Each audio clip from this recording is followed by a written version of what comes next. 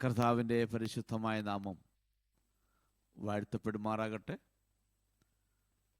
അനുഗ്രഹിക്കപ്പെട്ട ഈ സൂം പ്ലാറ്റ്ഫോമിൻ്റെ ദൈവജന പഠനത്തിനായി വന്നിരിക്കുന്ന കർത്താവിൻ്റെ വിലപ്പെട്ട ദാസന്മാർ, മാതാപിതാക്കൾ, സഹോദരന്മാർ എല്ലാവരെയും യേശുക്രിസ്തുവിന്റെ നാമത്തിൽ ഹൃദയാംഗമായി സ്വാഗതം ചെയ്തുകൊള്ളുന്നു. നമ്മൾ ഇപ്രകാരം ദൈവസന്നിധാനത്തിലായിരിക്കാൻ ദൈവം നമ്മെ സഹായിച്ചു. വിവിധ ഇടങ്ങളിൽ നാം സൂം പ്ലാറ്റ്ഫോമിലായിരിക്കുമ്പോൾ തന്നെ ദൈവിക സാന്നിധ്യ ബോധത്തിൽ നമുക്ക് ഈ രാത്രിയിൽ ആയിരിക്കാൻ ദൈവ പരിശുദ്ധാത്മ നമ്മളെ സഹായിക്കട്ടെ. ഈ ഒരു വർഷം അവസാനിക്കാറാവുമ്പോൾ തിരിഞ്ഞു നോക്കിയാൽ ഈ ഒരു വർഷം എന്തെല്ലാം കാര്യങ്ങൾ ലോകത്തിൽ സംഭവിച്ചു. പ്രതീക്ഷിക്കാത്തതും പ്രതീക്ഷിച്ചതുമൊക്കെ ഒരുപാട് കാര്യങ്ങൾ ലോകത്തിൽ സംഭവിച്ചു. അതിൻ്റെയൊക്കെ നടുവിൽ ദൈവം നമ്മളെ നിലനിർത്തി നടത്തി. ദൈവത്തിൻ്റെ വലിയ വിശ്വസ്തതയെ നമുക്ക് ഓർക്കാം. നമ്മൾ എഗസ്കേലിന്റെ പുസ്തകം 44-ാം അധ്യായത്തിന്റെ അവസാന ഭാഗമാണ് പഠിച്ചുകൊണ്ടിരുന്നത്.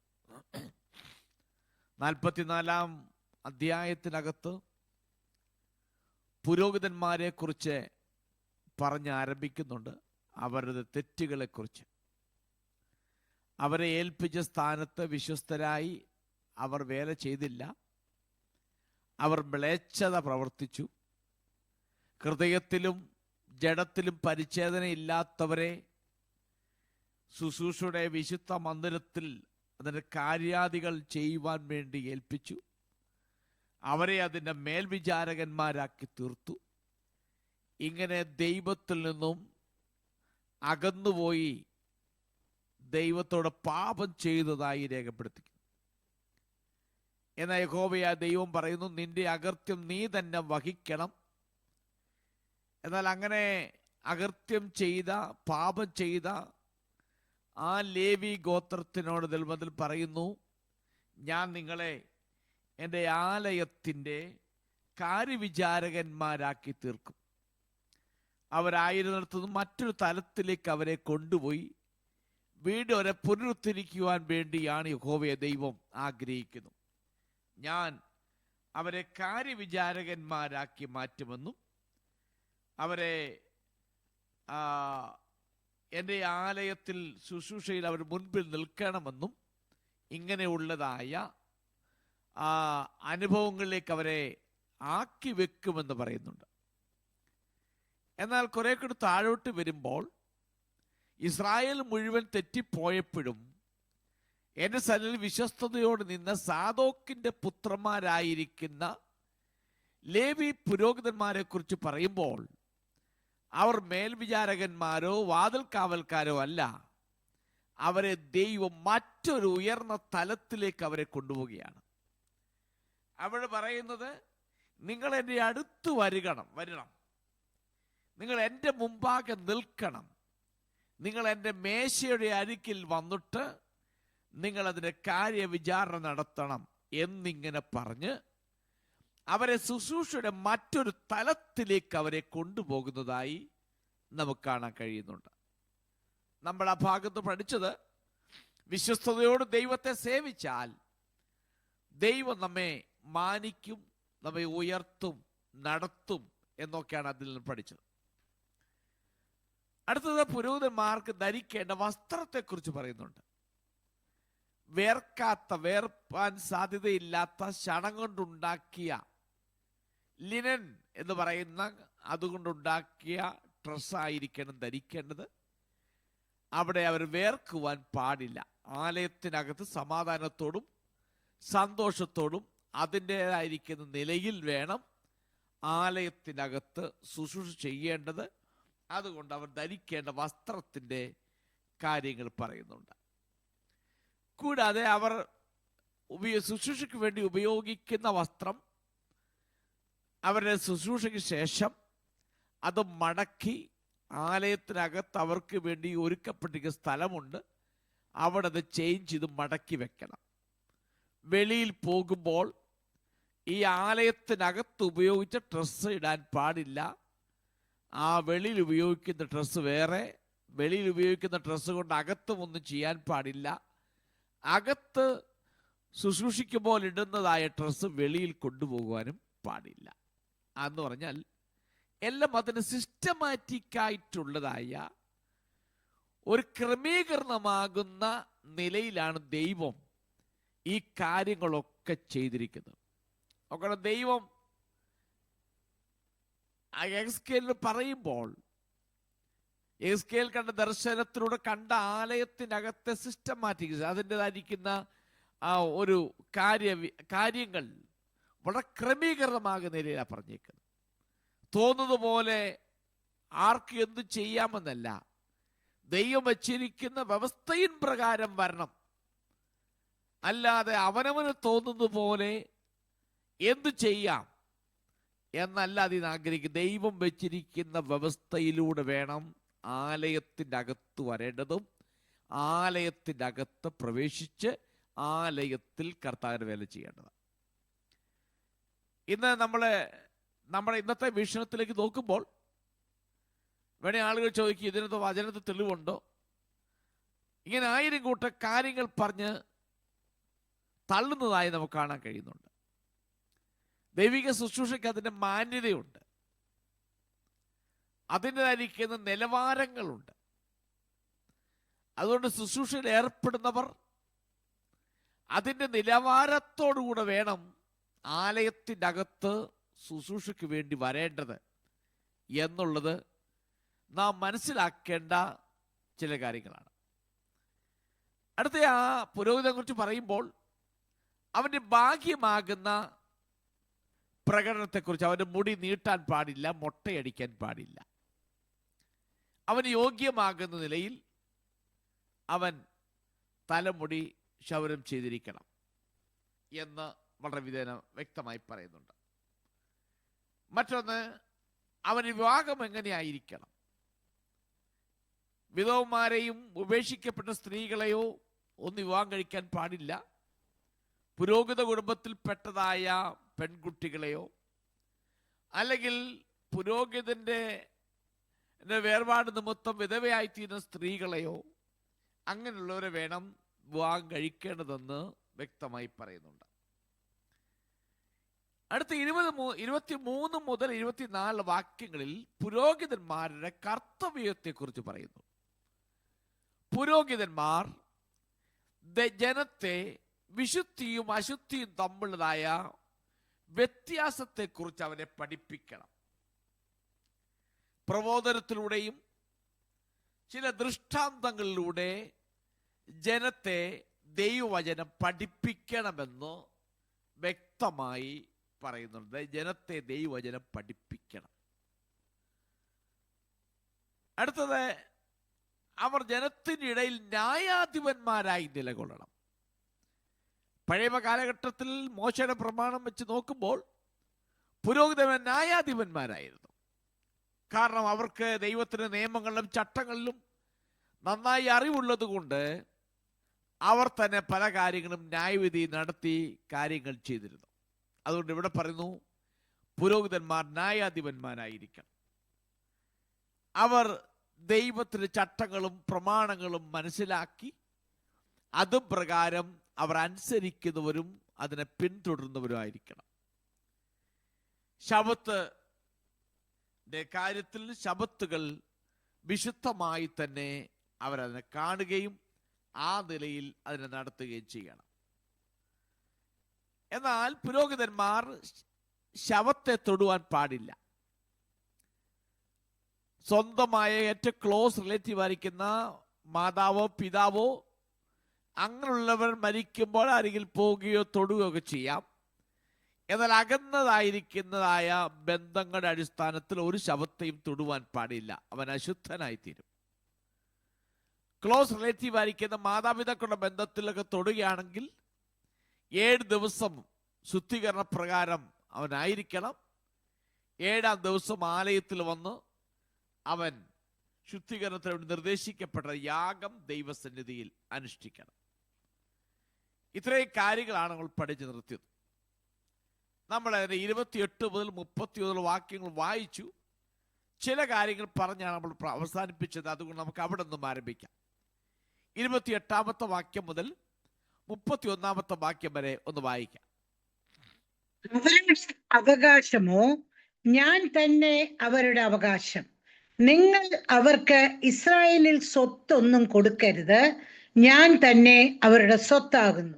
അവർ ഭോജനയാഗം, പാപയാഗം, അകൃത്യയാഗം എന്നിവ കൊണ്ട് ഉപജീവനം കഴിക്കണം. ഇസ്രായേലിൽ നിവേദിതമായതൊക്കെയും അവർക്കുള്ളതായിരിക്കണം. സകലവിധ ആദ്യ ഫലങ്ങളിലും ഉത്തമമായതും വഴിപാടായി വരുന്ന എല്ലാ വക വഴിപാടും പുരോഹിതന്മാർക്കുള്ളതായിരിക്കണം. നിന്റെ വീട്ടിന്മേൽ അനുഗ്രഹം വരുത്തേണ്ടതിന് നിങ്ങളുടെ തരിമാവിന്റെ ആദ്യ ഭാഗവും പുരോഹിതന് കൊടുക്കണം. താനേ ചത്തതും പറിച്ചു കീറിപ്പോയതുമായ പക്ഷിയെയോ മൃഗത്തെയോ ഒന്നിനെയും പുരോഹിതൻ തിന്നരുത്. ഓക്കെ, ഇനി പുരോഹിതന്മാർക്കുള്ള അവകാശത്തെക്കുറിച്ച്, അവർക്ക് ലഭിക്കുന്നതായ പ്രതിഫലത്തെക്കുറിച്ചാണ് ഇവിടെ പറയുന്നത്. ഒന്നാമത് ആദ്യം തന്നെ ആരംഭിക്കുന്നത്, ഞാൻ അവരുടെ അവകാശമാണ്. ഞാനാണ് അവരുടെ അവകാശം. മോശ മുഖാന്തരം ഇസ്രായേൽ ജനം മിസ്രൈമിൽ നിന്ന് യാത്ര തിരിച്ച് മരുഭൂമിയിലൂടെ യാത്ര ചെയ്ത് കനാൻ നാട്ടിൽ എത്തിയപ്പോഴും എല്ലാ ഗോത്രത്തിനും കനാൻ നാട് വിഭാഗിച്ചു കൊടുത്തപ്പോൾ ലേവ്യർക്ക് മാത്രം ദൈവം സ്ഥലം കൊടുത്തില്ല. ബാക്കി എല്ലാവർക്കും ദൈവം തക്യോഗ്യമായ നിലയിൽ സ്ഥലം വിഭജിച്ചു കൊടുത്തു. ദൈവത്തോട് പറഞ്ഞിരുന്നു, അവർക്ക് അതിനകത്ത് അവകാശമില്ല, അവരുടെ അവകാശം ഞാനാകുന്നു എന്ന് യാക്കോബായ ദൈവം പറയുന്നു. ഇവിടെയും പറയുമ്പോൾ അവർ ഞാനാണ് അവരുടെ അവകാശം, അതുകൊണ്ട് അവർക്ക് ഈ വിഭജിക്കപ്പെടുന്നതിനകത്ത് സ്വത്തുക്കളൊന്നും കൊടുക്കരുതേ, ഞാൻ തന്നെയാണു അവരുടെ സ്വത്ത് എന്ന് വളരെ വ്യക്തമായി പറയുന്നു. എന്ന് പറഞ്ഞാൽ, എന്നാൽ അവർക്ക് ഗ്രെയിൻ അഥവാ ഭോജനയാഗത്തിനും പാപയാഗത്തിനും അകൃത്യയാഗത്തിനുമൊക്കെ ആളുകൾ കൊണ്ടുവരുന്നതായ ആ യാഗവസ്തുവിന്റെ അകത്തൊരു അവകാശം ഇവർക്കുണ്ട്. അതായത് ഇസ്രായേലിലെ മറ്റ് ഗോത്രങ്ങളെ പോലെ ലേവി ഗോത്രത്തിന് ഭൂമിയുടെ അവകാശം ലഭിച്ചില്ലെങ്കിലും ദൈവം തന്നെ പുരോഹിതന്മാർക്കോടുള്ള ബന്ധത്തിൽ ആലയത്തിൻ്റെ അകത്ത് കൊണ്ടുവരുന്ന എന്തുവായാലും ശരി, അതിൻ്റെ അകത്തൊരവകാശം പുരോഹിതന്മാർക്കുണ്ട്. അതുകൊണ്ട് എന്ന് പറഞ്ഞാൽ, ആലയത്തിൻ്റെ അകത്തേക്ക് കൊണ്ടുവരുന്നതെല്ലാം അത് യഹോവയ്ക്കുള്ളതാണ്. യഹോവ അവിടെ അവകാശമാകിയാൽ, ഇസ്രായേൽ ജനത്തിന്റെ അവകാശമാകിയാൽ, യഹോവയ്ക്ക് വേണ്ടി എന്തെല്ലാം കൊണ്ടുവരുന്നു അതിൻ്റെ ഒരു അവകാശം ഇസ്രായേൽ ജനത്തിനും ഉണ്ട്. അതാണ് അവിടെ പറയുന്നത്. ആലയത്തിൻ്റെ അകത്ത് വരുന്നൊരു അവകാശം ഇസ്രായേൽ ജനത്തിനും. അതുകൊണ്ട് ദൈവാലയത്തിൽ കൊണ്ടുചെല്ലുന്ന എന്തു വസ്തുവായാലും യാഗത്തിന് വേണ്ടി കൊണ്ടുചെല്ലുന്നതിൻ്റെ അകത്തൊരവകാശം പുരോഹിതന്മാർക്ക് വേണ്ടി ദൈവം മാറ്റിവെച്ചിരിക്കുകയാണ്. ഇനി അവിടെ എടുത്തു പറയുന്നു, 30-ാമത്തെ വാക്യത്തിൽ വായിക്കുന്നു, സകല ആദ്യ ഫലങ്ങളിലും ഉത്തമമായതും വഴിപാടായി വരുന്ന എല്ലാ വഴിപാടിലും പുരോഹിതന്മാർക്കുള്ളതായിരിക്കണം എന്നെടുത്തു പറയുന്നുണ്ട്. ഇനിയും അതിന് 30-ാമത്തെ വാക്യത്തിന്റെ അവസാനം പറയുന്നത് ഇങ്ങനെയാണ്, നിന്റെ വീട്ടിന്മേൽ അനുഗ്രഹം വരുത്തേണ്ടതിന് നിന്റെ തരിമാവിന്റെ ആദ്യ ഭാഗം പുരോഹിതന് കൊടുക്കണം എന്നിവിടെ പറയുന്നുണ്ട്. എന്ന് പറഞ്ഞാൽ, ദേവാലയത്തിൽ യഹോവയോടുള്ള ബന്ധത്തിൽ നമ്മൾ ആലയത്തിലേക്ക് എന്ത് കൊണ്ടുചെന്നാലും അതിൻ്റെ അവകാശം പുരോഹിതന്മാർക്കൂടിയുള്ളതാണ്. അത് അവർക്ക് അവകാശപ്പെട്ടതാണ്. അത് എടുത്തു പറയുന്നുണ്ട്, നിനക്കിൻ്റെ വീട്ടിൽ നിനക്ക് ഒരു അനുഗ്രഹം വരണമെങ്കിൽ നീ എന്ത് ചെയ്യണം? നിന്റെ തരിമാവിന്റെ ആദ്യ ഭാഗം പുരോഹിതന് കൊടുക്കണം. നമ്മൾ ഈ കാലഘട്ടത്തിലേക്ക് നോക്കുമ്പോൾ, ഇത് പഴയ കാലഘട്ടത്തിൽ പറഞ്ഞ ദൈവം കൊടുത്ത പ്രമാണമാണ്. അത് എഗസ്കേലിനോടുള്ള ബന്ധത്തിലുള്ള ആലയത്തോടുള്ള ബന്ധത്തിലും അതേ പ്രമാണം ഇവിടെ പറയുന്നു. ഈ കാലഘട്ടത്തിലേക്ക് നോക്കുമ്പോൾ ചില ആളുകൾ വളരെ നഖശികാന്തം എതിർത്ത് പ്രസംഗിക്കുകയും പഠിപ്പിക്കുകയും ചെയ്യുന്ന കണ്ടിട്ടുണ്ട്. ദശാംശം ദൈവസഭയ്ക്ക് കൊടുക്കല്ലേ, ദൈവസഭയ്ക്ക് പൈസയുടെ ആവശ്യമില്ല, ദൈവസഭയ്ക്ക് കൊടുക്കരുത് എന്ന് പഠിപ്പിക്കുന്ന ഒരുപാട് ആളുകളെ ഞാൻ കണ്ടിട്ടുണ്ട്. എന്നാൽ ദശാംശത്തെക്കുറിച്ചും ദൈവനാമത്തിൽ കൊടുക്കുന്നതിനെ കുറിച്ചും വളരെ വ്യക്തമായി പഠിപ്പിക്കുന്ന ദൈവദാസന്മാരെയും ഞാൻ കണ്ടിട്ടുണ്ട്. കൊടുക്കില്ലേ കൊടുക്കില്ലേ എന്ന് പറയുന്ന ഒരു കൂട്ടരുണ്ട്. കൊടുക്കണമെന്ന് പറയുന്ന, ദൈവനാമത്തിന് കൊടുക്കണം എന്ന് പറയുന്നുണ്ട്. പഴയ നിയമത്തിന്റെ ആദ്യം മുതൽ അവസാനം വരെ നോക്കുമ്പോഴും നമുക്ക് വ്യക്തമായി കാണാൻ കഴിയുന്നുണ്ട്, ദൈവനാമത്തിന് വേണ്ടി കൊടുക്കേണ്ടത് ആലയത്തിൽ കൊണ്ടുപോയി കൊടുത്തിരിക്കണം. ആ ആലയത്തിൽ കൊണ്ടുപോകുന്നതിൻ്റെ അകത്ത് അവകാശം മറ്റാർക്കുമല്ല, ആ പുരോഹിതനുള്ളതാണെങ്കിൽ പുതിയ നിയമത്തിലേക്ക് വരുമ്പോഴും നമ്മൾ പറയും, ഞാൻ എന്നെ തന്നെ അങ്ങ് കൊടുത്തിരിക്കുക. ചില ആളുകൾ ഞാൻ എന്നെ തന്നെ അങ്ങ് കൊടുത്തിരിക്കുക. നിന്നെ തന്നെ കൊടുത്തിരിക്കുക എന്ന് പറഞ്ഞാൽ അത് ദൈവത്തിനാണ്. നീ എന്താ നിന്നെ തന്നെ കൊടുക്കുക എന്ന് പറഞ്ഞാൽ നിന്റെ ഫുൾ ടൈം ആലയത്തിൽ പോയി ചെലവഴിക്കുക? നിനക്ക് ലഭിച്ചിരിക്കുന്ന ഭൗതിക ജോലിയുടെ ബന്ധത്തിൽ ജോലി ചെയ്ത് കാശ് സമ്പാദിച്ച് ആഴ്ച ഒരിക്കലോ വല്ല മീറ്റിങ്ങിന് പോയി അറ്റൻഡ് ചെയ്തിട്ട് വന്നിട്ട് പറഞ്ഞാൽ ഞാൻ എന്നെ തന്നെ അങ്ങ് കൊടുത്തിരിക്കുക എന്ന് പറയും. അതിനകത്ത് യാതൊരു വിധമാകുന്ന ലോജിക്കുമില്ലാത്ത കാര്യമാണ്. എന്നാൽ ദൈവം നിനക്ക് തരുന്ന നന്മയിൽ ഒരു ഭാഗം നീ ദൈവാലയത്തിൽ കൊടുക്കണം. എന്ന് കൊടുക്കുമ്പോൾ നീ ഇന്നത്തെ കാലഘട്ടത്തിൽ വരുമ്പോൾ ദൈവദാസന്മാർക്ക് എന്ന് പറഞ്ഞല്ല കൊടുക്കേണ്ടത്, നീ ദൈവനാമത്തിലാണ് കൊടുക്കുന്നത്. വേദോസ്തം പറഞ്ഞ പ്രവാചകൻ എന്ന് കരുതി ഒരാളെ പ്രവാചകനായി സ്വീകരിച്ച് അതിന്റെ പ്രതിഫലം നിനക്കുണ്ട്. അപ്പൊ ഏത് നിലയിൽ നീ സ്വീകരിച്ചാലും അതിനൊരു പ്രതിഫലമുണ്ട് എന്ന് വ്യക്തമായി പറയുന്നുണ്ട്.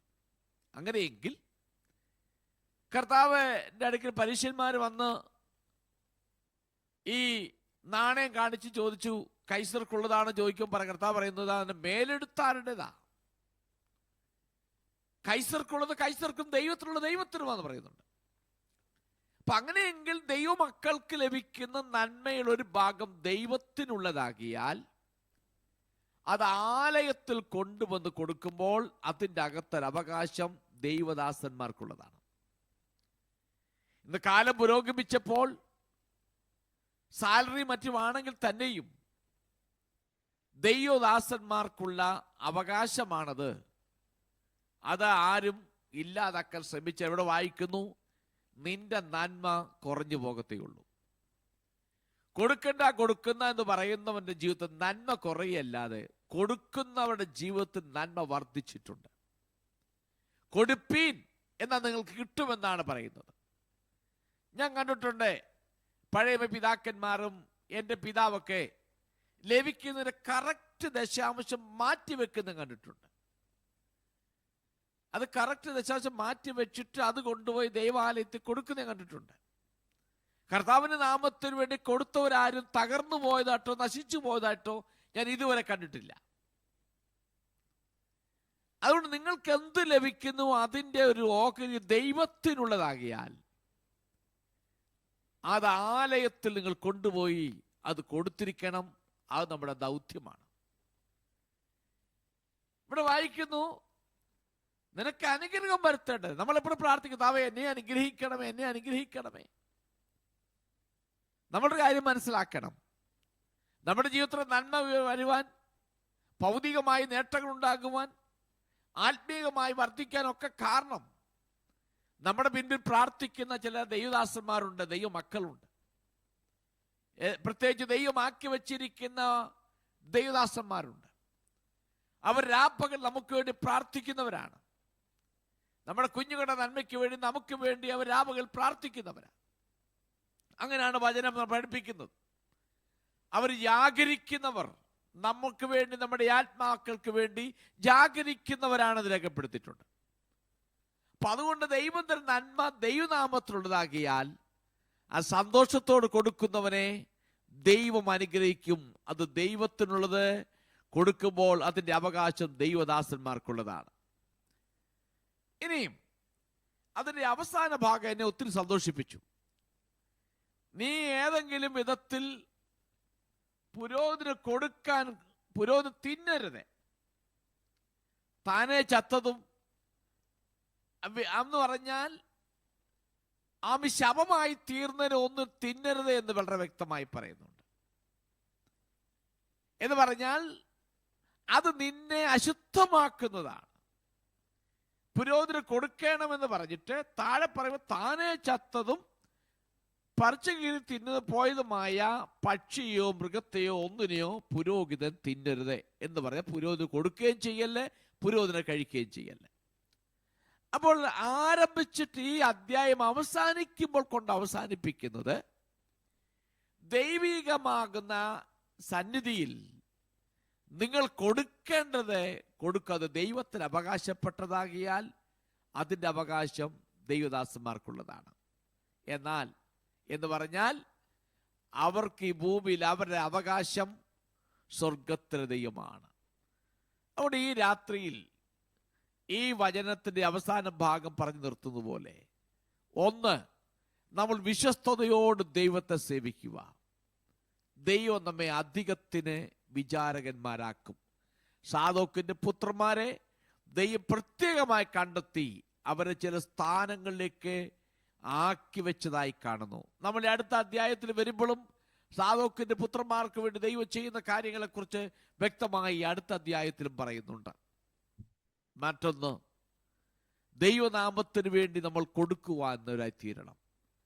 നമുക്ക് ലഭിക്കുന്ന നന്മകൾ ദൈവം തന്നെയാണെന്ന് മനസ്സിലാക്കി അത് ദൈവത്തിന് വേണ്ടി കൊടുക്കുമ്പോൾ അത് ദൈവദാസന്മാർക്ക് അവകാശപ്പെട്ടതാക്കിയാൽ നമ്മൾ സന്തോഷത്തോടെ ദൈവത്തിനോട് ചെലവിടുവാൻ ദൈവം നമ്മുടെ കരങ്ങളെ അധികമായി ബലപ്പെടുത്തട്ടെ എന്ന് ഞാൻ ആഗ്രഹിക്കുകയും പ്രാർത്ഥിക്കുകയും ചെയ്യുന്നു.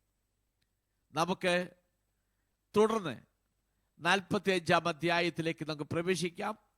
ഈ ഭാഗം പറഞ്ഞുകൊണ്ട് ഞാൻ 45-ാം അധ്യായത്തിലേക്ക് പ്രവേശിക്കുകയാണ്. നമുക്ക് 45-ാം അധ്യായം അതിൽ 1 മുതൽ 5 വരെയുള്ള വാക്യങ്ങൾ ഒന്ന് വായിക്കാം.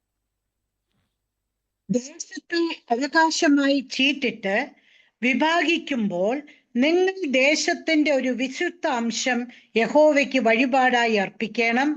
അത് 25,000 മുഴം നീളവും 20,000 മുഴം വീതിയും ഉള്ളതായിരിക്കണം. അത് ചുറ്റുമുള്ള എല്ലാ അതിരോളവും വിശുദ്ധമായിരിക്കണം. അതിൽ 500 മുഴം നീളവും 500 മുഴം വീതിയുമായി ചതുരാശ്രമമായ ഒരു ഇടം വിശുദ്ധ സ്ഥലത്തിനായിരിക്കണം.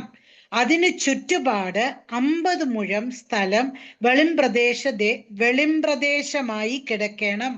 ആ അളവിൽ നിന്ന് നീ 25,000 മുഴം നീളവും 10,000 മുഴം വീതിയും അളക്കണം. അതിൽ അതിവിശുദ്ധമായ ഒരു വിശുദ്ധ മന്ദിരം ഉണ്ടായിരിക്കണം. അത് ദേശത്തിന്റെ വിശുദ്ധ അംശമാകുന്നു.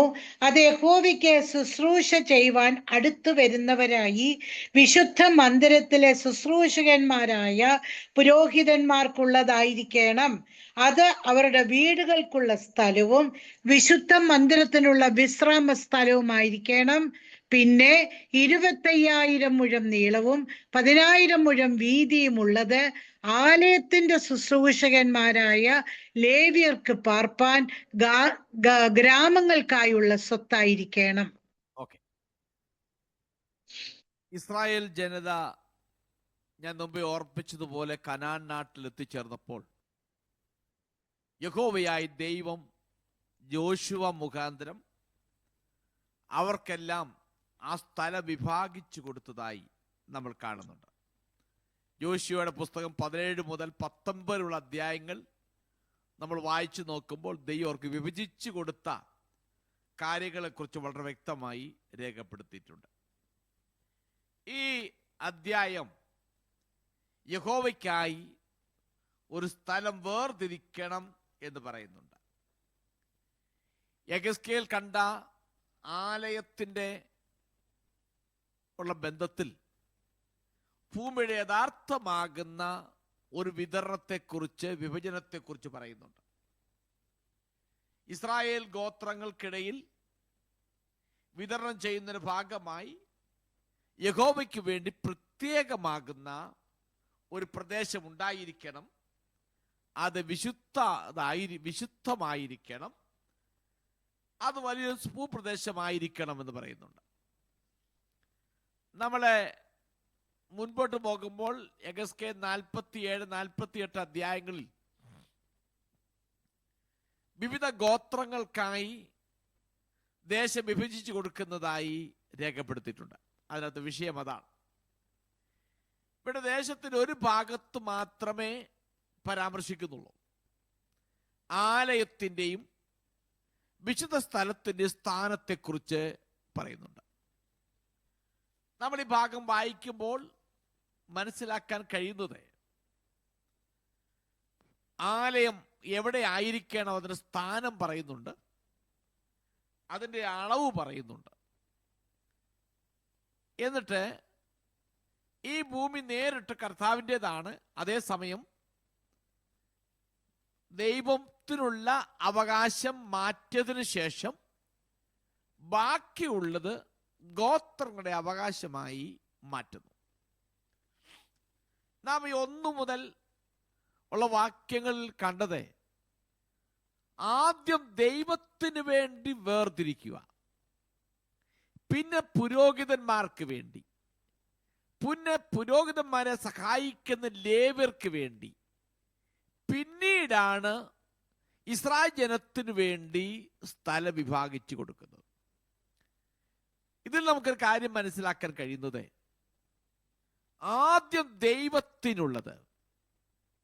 അതാണ് നമ്മൾ വചനത്തിൽ വായിക്കും, മുൻപേ അവൻ രാജ്യവും നീതിയും അന്വേഷിക്കുക, അതോടുകൂടെ നിനക്ക് സകലം ലഭിക്കും. ആദ്യം seek ye first the kingdom of God. ദൈവത്തിന് രാജ്യം അന്വേഷിക്കുക, നീതി അന്വേഷിക്കുക, അതോടെ സകലം കിട്ടുമെന്ന് പറയുന്നു. അങ്ങനെയെങ്കിൽ നമ്മുടെ ജീവിതത്തിൻ്റെ ആയാലും കൊള്ളാം, നമ്മുടെ ദിവസത്തിൻ്റെ ആയാലും കൊള്ളാം, നമ്മുടെ ആയുസ്സിൻ്റെ ആയാലും കൊള്ളാം, ഇല്ല നമ്മൾ നടത്തുന്ന ബിസിനസ് ആയാലും നമ്മൾ നടത്തുന്ന ഏത് പ്രവർത്തനമായാലും ശരി, അതിൻ്റെ ഒരു പ്രധാന ഭാഗം ആദ്യം ദൈവത്തിന് വേണ്ടി അത് മാറ്റിവെക്കണം എന്ന് ഈ ഭാഗത്ത് മനസ്സിലാക്കാൻ കഴിയുന്നുണ്ട്. നമുക്ക് 1 മുതൽ വാക്യങ്ങൾ നമുക്ക് നോക്കാം. 1-ാമത്തെ വാക്യത്തിൽ ദേശത്തെക്കുറിച്ചുള്ള വിഭജനത്തെക്കുറിച്ച് പറയുന്നുണ്ട്. ഇങ്ങനെ ദേശത്തെ അവകാശമായി ചീട്ടിട്ട് വിഭജിക്കുമ്പോൾ എന്ന് പറഞ്ഞാൽ ഓരോ ഗോത്രത്തിനും ഏത് ഭാഗമാണെന്ന് ചീട്ടിട്ട് വിഭജിക്കുമ്പോൾ നിങ്ങൾ ദേശത്തിൻ്റെ ഒരു വിശുദ്ധാംശം യഹോവയ്ക്ക് വഴിപാടായി അർപ്പിക്കണം. ഈ 1-ാമത്തെ വാക്യത്തിൽ 2 പ്രധാനപ്പെട്ട കാര്യങ്ങളുണ്ട്. ഒന്ന്, ജനങ്ങൾക്ക് വേണ്ടി ഭൂമി വിഭജിക്കുമ്പോൾ ഒരു പ്രത്യേക ഭാഗം കർത്താവിനായി, യഹോവയ്ക്കായി നീക്കിവെക്കണം. അത് ഞാൻ ആരംഭത്തിൽ പറഞ്ഞു കഴിഞ്ഞു. 2-ാമത്തത് അവിടെ വായിക്കുന്നു, വിശുദ്ധാംശം എന്നാ വായിക്കുന്നത്. ദേശത്തിൻ്റെ ഒരു വിശുദ്ധാംശം. ഇംഗ്ലീഷ് ട്രാൻസ്ലേഷൻ കൊടുത്തിരിക്കുന്നത് സേക്രഡ് ഡിസ്ട്രിക്റ്റ് എന്നാണ് കൊടുത്തിരിക്കുന്നത്. എന്ന് പറഞ്ഞാൽ ദൈവത്തിന് വേണ്ടി വേർതിരിക്കപ്പെട്ടതാകയാൽ, ദൈവത്തിന് വേണ്ടി സമർപ്പിക്കപ്പെട്ടതാകയാൽ അത് വിശുദ്ധമാണ് എന്ന് നമുക്ക് മനസ്സിലാക്കാൻ കഴിയുന്നുണ്ട്. ഇതെല്ലാം ദൈവത്തിന്റെ അവകാശത്തിൽ പെട്ടതായാലും ശരി, ദൈവത്തിന് വേണ്ടിയുള്ളത് നാം വേർതിരിക്കുമ്പോൾ, അത് ദൈവത്താൽ വേണ്ടി സമർപ്പിക്കപ്പെട്ട് കഴിയുമ്പോൾ അത് വിശുദ്ധമാണ്, അത് വേർതിരിക്കപ്പെട്ടതാണ്. അത് സേക്രഡ്, വിശുദ്ധ അംശം എന്നതിന് സേക്രഡ് ഡിസ്ട്രിക്ട് എന്നാണ് കൊടുത്തേക്കുന്നത്. മലയാളത്തിൽ പറയും വിശുദ്ധ ജില്ല എന്നൊക്കെ വേണമെങ്കിൽ പറയാം. നമ്മൾ ആ അളവ് പഠിക്കുമ്പോൾ ആ നിലയിൽ ഒരു ജില്ലയുടെ ഒരു സ്ഥലം പോലെ നമുക്ക് തോന്നും, അത്രമാത്രം വലിപ്പമുണ്ട്. ഇനി അവിടെ തന്നെ വേർതിരിക്കപ്പെടുന്ന വിശുദ്ധ അംശത്തിന്റെ സ്ഥലത്തിന്റെ നീളവും വീതിയും പറയുന്നുണ്ട്. നീളവും വീതിയും പറയുമ്പോൾ അത് 25,000 മുഴം നീളം, 20,000 മുഴം വീതി ആ സ്ഥലത്തിനുണ്ടായിരിക്കണം. നമ്മുടെ ഇന്നത്തെ നിലയിൽ അളക്കുകയാണെങ്കിൽ, കിലോമീറ്ററായും മൈലായിട്ട് അളക്കുകയാണെങ്കിൽ 8 മൈൽ നീളം അഥവാ 13 കിലോമീറ്റർ നീളം, അതിൻ്റെ വീതി 6.5 മൈൽ അഥവാ 11 കിലോമീറ്റർ വീതി. അപ്പം ഇന്നത്തെ ഭാഷ പറഞ്ഞ 13 കിലോമീറ്റർ നീളവും 11 കിലോമീറ്റർ വീതിയുമുള്ള ഒരു സ്ഥലമാണ് വിശുദ്ധ അംശമായി മാറ്റേണ്ടത് എന്ന് ഇവിടെ വ്യക്തമായി പറയുന്നുണ്ട്. ഇനി രണ്ടാമത്തെ വാക്യത്തിലേക്ക് പോകുമ്പോൾ ഇനി അതിന് ചുറ്റുമുള്ള കാര്യത്തെക്കുറിച്ച് പറയുന്നത്. അതിന് ചുറ്റുമുള്ള എല്ലാ അതിരോളവും വിശുദ്ധമായിരിക്കണം. നോക്കണം, വേർതിരിക്കപ്പെടുന്ന സ്ഥലം വിശുദ്ധാംശമാണ്. ഇനിയും അതിന് ചുറ്റുമുള്ള എല്ലാ അതിരോളം, അതിന് അതിര് എത്രമാത്രമുണ്ടോ ആ അതിര് മുഴുവൻ വിശുദ്ധമായിരിക്കണം. അത് ദൈവത്തിന് വേണ്ടി വേർതിരിക്കപ്പെട്ടതാണ് എന്നാണ് അതിനർത്ഥം. ഇനി ഈ വിശുദ്ധ സ്ഥലത്തിനുള്ള മറ്റു കാര്യം പറയുന്നുണ്ട്. അതിൽ 500 മുഴം നീളവും 500 മുഴം വീതിയുമായി ചതുരശ്രമമായ ഒരു ഇടം വിശുദ്ധ സ്ഥലമായി അത് മാറ്റിവെക്കണം. അടുത്ത വായിക്കുന്നത് 500 മുഴം നീളം 500 മുഴം വീതിയുള്ള ഒരു ചതുരശ്രമം വലിപ്പമുള്ളൊരു സ്ഥലം വിശുദ്ധ സ്ഥലമായി മാറ്റിവെക്കുമ്പോൾ ഈ 13 മൈൽ കിലോമീറ്റർ നീളവും 11 കിലോമീറ്റർ വീതിയുമുള്ള ഈ സ്ഥലത്തിൻ്റെ അകത്ത് 500 മുഴം നീളവും വീതിയുമുള്ളൊരു സ്ഥലം വിശുദ്ധ സ്ഥലമായി മാറ്റിവെക്കണം. അതിന് ചുറ്റും 50 മുഴം അധികം തുറസായ സ്ഥലം ഉണ്ടായിരിക്കണം. പിന്നെയും 50 മുഴം വീതിയിലും നീളത്തിന് ചുറ്റോട് ചുറ്റും സ്ഥലം അത് വേർതിരിച്ച് തുറസായ സ്ഥലമായി അത് ഇട്ടേക്കണം. ഇനി ഈ പ്രദേശത്തിന്റെ ഉദ്ദേശത്തെക്കുറിച്ച് പറയുന്നുണ്ട്. അതിന് രണ്ടാമത്തെ വാക്യം ഒന്ന് വായിച്ച്. അത് 500 മുഴം നീളവും 500 മുഴം വീതിയുമായി ചതുരശ്രമമായ ഒരു ഇടം വിശുദ്ധ സ്ഥലത്തിനായിരിക്കണം. അതിന് ചുറ്റുപാട് 50 മുഴം സ്ഥലം വെളിംപ്രദേശമായി കിടക്കണം. മൂന്നാമത്തെ വാക്യം. ആ അളവിൽ നിന്ന് നീ 25,000 മുഴം നീളവും 10,000 മുഴം വീതിയും അളക്കണം. അതിൽ അതിവിശുദ്ധമായ ഒരു വിശുദ്ധ മന്ദിരം ഉണ്ടായിരിക്കണം. ഓക്കെ. ഇനിയും വേർതിരിക്കപ്പെട്ട 25,000 മുഴം നീളവും 10,000 മുഴം വീതിയുമുള്ള ആ സ്ഥലം വേർതിരിക്കപ്പെട്ടതിൻ്റെ 25,000 മുഴം നീളവും 20,000 മുഴം വീതിയുമുള്ള ആ സ്ഥലം വേർതിരിക്കപ്പെട്ടതിൻ്റെ ഉദ്ദേശമെന്ന് പറയുന്നത് ഈ പ്രദേശത്ത് അതിവിശുദ്ധമാകുന്ന സ്ഥലം എന്ന് വിശേഷിക്കപ്പെടുന്ന ഒരു വിശുദ്ധ സ്ഥലം ഉണ്ടായിരിക്കണം. അതാണ് 500 മുഴം നീളം 500 മുഴം വീതിയുള്ളതായ ആ വിശുദ്ധ സ്ഥലത്തെക്കുറിച്ച് അവിടെ പറയുന്നുണ്ട്. ആ ജില്ലയാണ് നമ്മളിപ്പോൾ ഇവിടെ വായിച്ചത്. ഇനിയും അതിന്റെ ആ മൂന്നാമത്തെ വാക്യം വീണ്ടും വായിച്ച അതിന്റെ അവസാന ഭാഗം. അതിൽ അതിവിശുദ്ധമായ ഒരു വിശുദ്ധ മന്ദിരം ഉണ്ടായിരിക്കണം. അതിൽ അത് അടുത്ത 4 വായിക്കണോ പാസ്റ്ററെ? അത് ദേശത്തിന്റെ വിശുദ്ധാംശമാകുന്നു.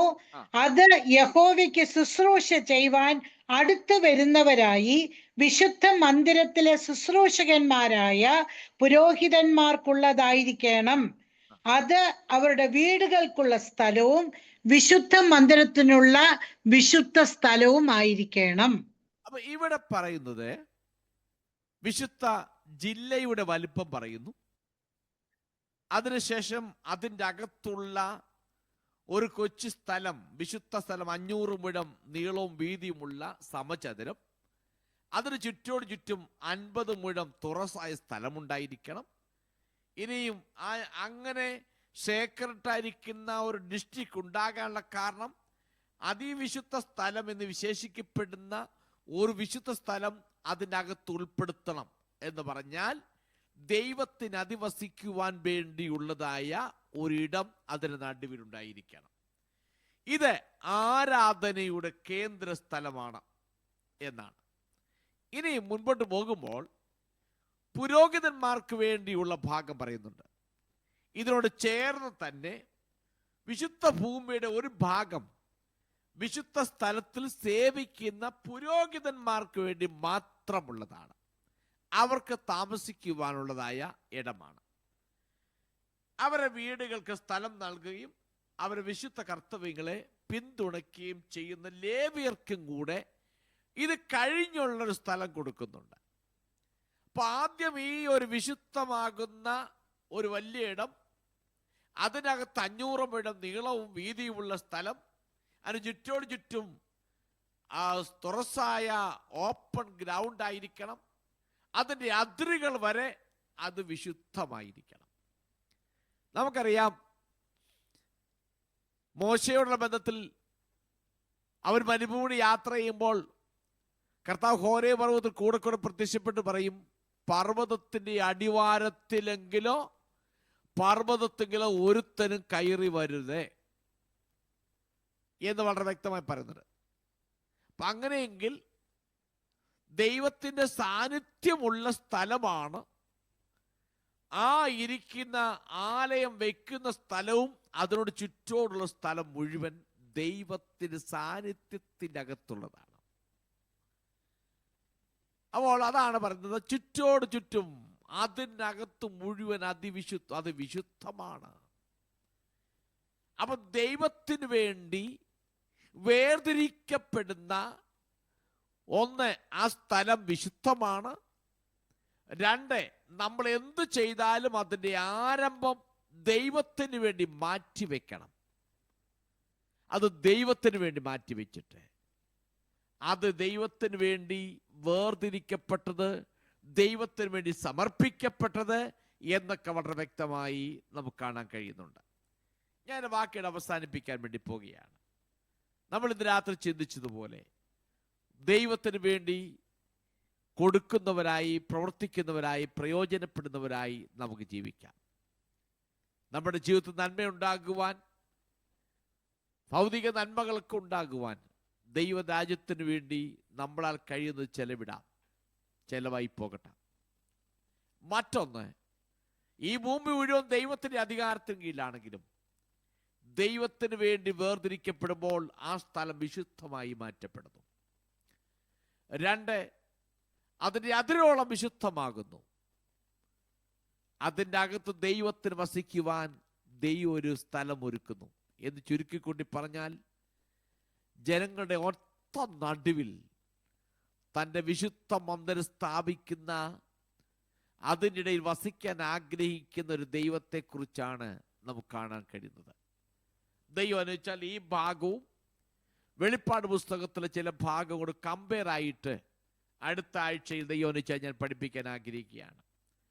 ഇതിനകത്തെ വിശുദ്ധ സ്ഥലവും ഈ പറയപ്പെട്ട സ്ഥലവും അതിൻ്റെ അളവുകളും വെളിപ്പാട് പുസ്തകത്തിൽ പറയുന്ന യെരുശലേം, പുതിയ യെരുശലേമിനെ കുറിച്ച് പറയുന്ന സ്ഥലവും അതിൻ്റെ അളവും കൂടെ കമ്പയർ ചെയ്ത് ചിന്തിക്കാൻ ഞാൻ കർത്താവ് ശരണപ്പെടുന്നു.